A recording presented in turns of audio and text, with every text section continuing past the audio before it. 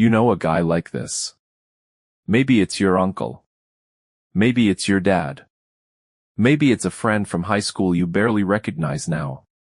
In his 20s, he was a mess. Directionless. Weak-willed. The guy who canceled plans, who couldn't hold a job, who everyone quietly worried about. And now? Now he's the calmest person in the room. The one people call for advice. The one who actually shows up. Something changed. And it wasn't luck. There's a name for this pattern. Psychologists call it late bloomer resilience. And once you understand it, you'll never look at strength the same way again. Here's what we get wrong about strength. We think it's something you're born with. Or something you build in your 20s, at the gym, in your career, and then just keep. But that's not how it works for most men. Real strength, the kind that lasts, usually shows up after something breaks first. Let's talk about the guy who looks strong at 25. He's confident, he's got muscle, he's got a plan. But a lot of that confidence is untested.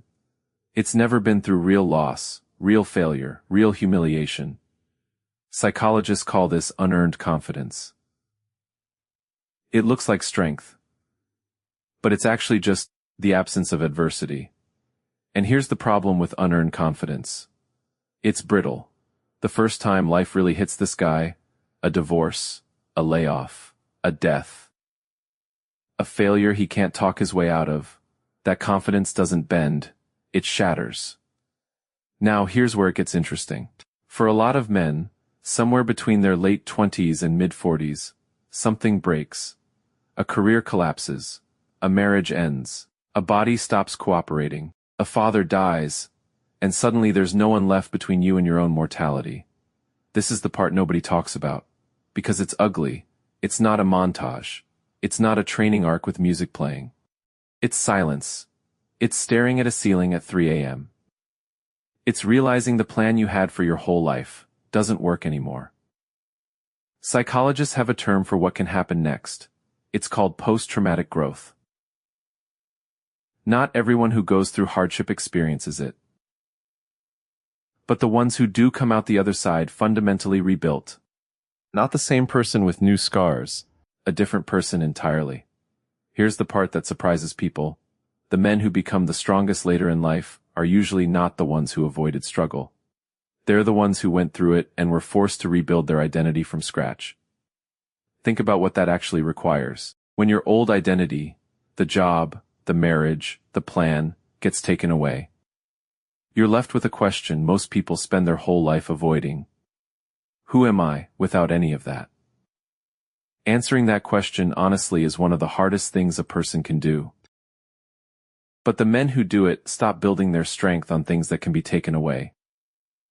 A job title, someone else's approval, a number on a scale. They start building it on things that can't be taken.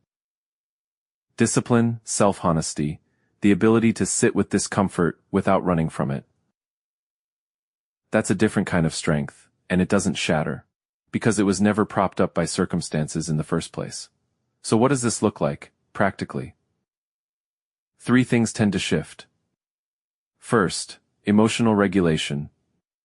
The guy who used to explode or shut down learns to sit with hard feelings, without needing to fix them immediately.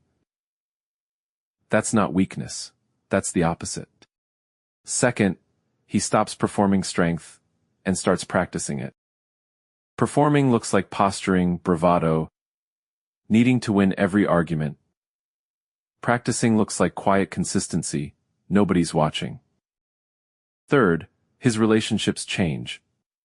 He stops needing people to complete him.